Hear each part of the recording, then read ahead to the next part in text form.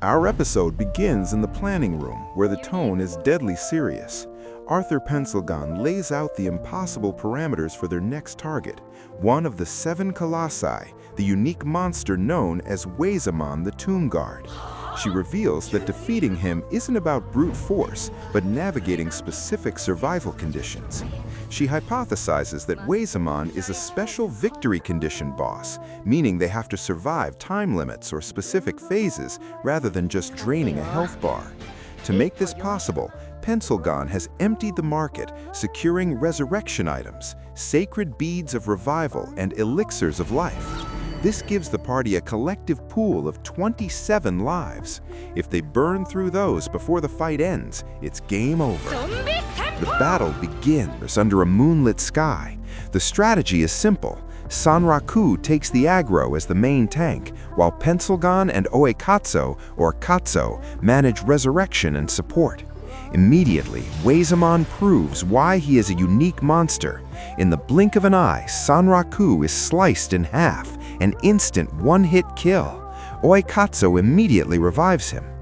Sunraku realizes that his agility build is barely enough. He switches his weapons to the twin blades of the lake Kai-Ni, prioritizing weapon durability over damage, because this fight is going to be a marathon, not a sprint. Wezaemon isn't just fast, he uses high-level lightning attacks like Thunderclap that stun and kill. Sunraku has to utilize every ounce of his kusoge, or trash game, gamer instincts, using parries and his Hand of Fortune skill to deflect attacks that would otherwise be unblockable. After 10 minutes of harrowing survival, the battle shifts. Wezaemon stops moving. Phase 1 is cleared. However, the boss summons his mount, a massive tactical mecha-horse named Kirin. The party splits their focus. Sunraku must continue to occupy Wezaemon to prevent him from mounting the horse, which would result in an unstoppable union mode. Meanwhile, Oikazzo is assigned to tank the giant mecha-horse. Here, Oikazzo's background as a pro gamer shines. Utilizing skills learned from a buggy horse-riding combat game called Cavalry Crisis, Oikazzo literally wrestles the giant robot horse, using grapple hooks and wires to bind its legs and ride it like a rodeo cowboy, preventing it from firing its missiles and lasers at the main party. While Sunraku and Oikazzo fight for their lives, Pencilgon activates her trump card. She summons the Scales of Balance, a unique item from the Golden Scale Merchant Guild. This item allows a player to sacrifice material wealth for temporary power. Pencilgon dumps her entire inventory onto the scale. Rare potions, weapons, trophies, and cold hard cash, totaling over 30 million money, her entire fortune amassed throughout the game. The scales accept the offering. In exchange, she receives 300 temporary stat points.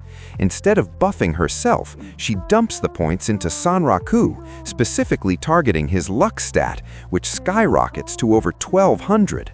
The effects are immediate. Sunraku's Hand of Fortune skill, which relies on the luck stat to mitigate damage, essentially makes him invincible as long as his stamina holds out. Attacks that previously grazed him now miss entirely or are perfectly deflected.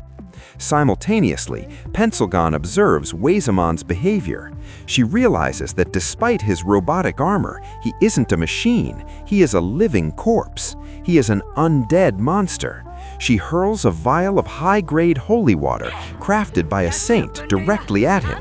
It burns Wezaemon, confirming her theory and dealing massive damage to his armor. With the Kirin occupied by Oikazzo and Wezaemon's armor crumbling from the holy water and Sunraku's relentless counters, the boss enters a desperate state. Wezaemon unleashes a map-wide shockwave, blowing the party back. As the dust settles, Wezaemon's outer armor shatters, revealing a darker, more desperate form beneath.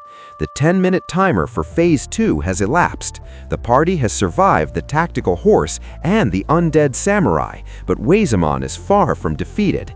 He draws a new stance, signaling the start of Phase 3. The team has burned through half their resurrection items, but they are the first players in history to push the Tombguard this far. The real battle begins now.